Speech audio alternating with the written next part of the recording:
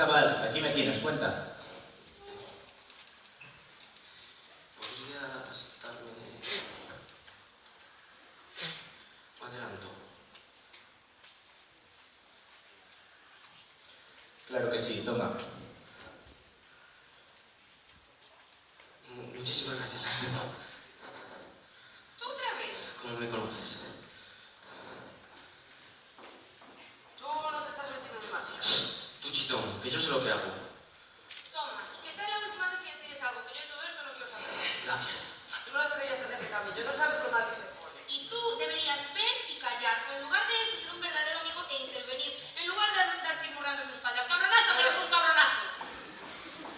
Chaval, creo que para conquistar a María necesitas el flamenco. Camarón, duende, ¿me sigues?